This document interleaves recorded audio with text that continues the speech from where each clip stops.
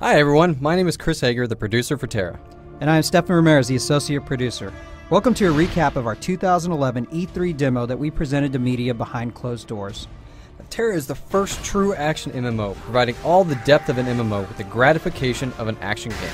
What this means is players need to actively aim and dodge in order to deal with the many enemies they face. We gave the press a hands-on look at the combat and fought one of the fiercest big-ass monsters, or BAMs, to date, but we also talked about a never-before-seen, groundbreaking feature of TERA, the political system. TERA's political system brings a whole new depth to player engagement. Player engagement is more than guilds, chatting, group play, and other social features that MMOs have. When we say the political system brings a whole new depth to player engagement, we're talking about players influencing the world around them. That's right, that means getting votes, buying votes, smearing your opponents, taking out your competition, raising taxes, making tons of cash money, controlling your province, putting players in prison, running your own events, managing your own towns, and just doing whatever you want. We'll cover the political system in two sections and tell you about a player's rise to power and a player's reign of power. There are two ways to gain political office, and we covered this through the story of Landon, a player that uses charisma, charm, and popularity to gain office. And Xavier, the cooler of the two, who uses battlegrounds to become the best and take a province by brute force. Let's start with Landon, who is a guild leader that was destined to become a Vanarch and rise to power through the popular vote. He used his guild, his committee, to run his election campaign and get the word out to others in many different ways. Come election time, the people know his name, what he stands for, and they vote for him. Landon wins the election in a landslide. Landon immediately gives back to the people that put him there. He lowers taxes in the province, opens up specialty shops, enables skill trainers, and even throws the bad apples in jail.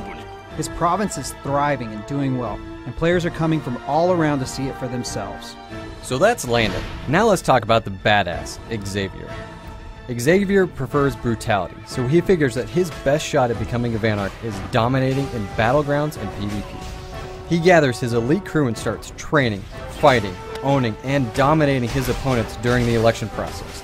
This works and Xavier becomes the Vanarch of Ostrogoth. Immediately, Xavier raises taxes in all of his towns, enables open world PK within his province, and trots around on his pimped out Vanarch mount. Xavier also rules with an iron fist, imprisoning anyone who gets in his way, all the while making tons of money from shops, skill trainers, and events. This is a problem because just like in real politics, in order for Xavier to stay in office and keep doing his thing, he'll need the support of his people. Once you become a Vanarch, you won't just have free reign on your power. You'll need policy points to make and keep changes to your province. You can earn policy points either by receiving recommendations from your supporters or by completing very difficult Vanarch quests, which brings us to the adventure.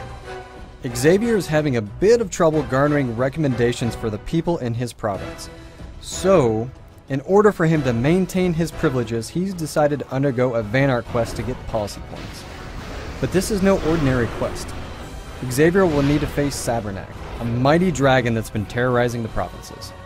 Xavier recruits Landon as a healer because, well, he knows Landon is pretty good, and it's a win-win. They'll both get a ton of policy points.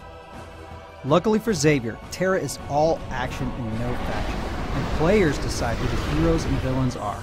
For today's adventure, Landon and Xavier have recruited 3 members from their guild to join them. Now we're going to show you highlights from the fight.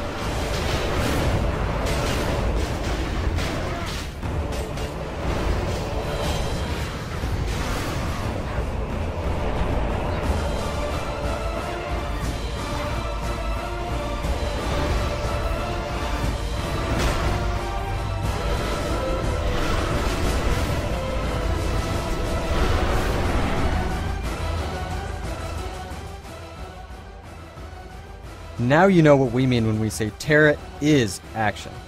It's all about timing, placement, movement, and coordination. We also covered the never-before-seen, groundbreaking feature, TERA's political system, which offers a whole new level of depth to player engagement and empowering players to change the world around them. And we will see you at PAX 2011.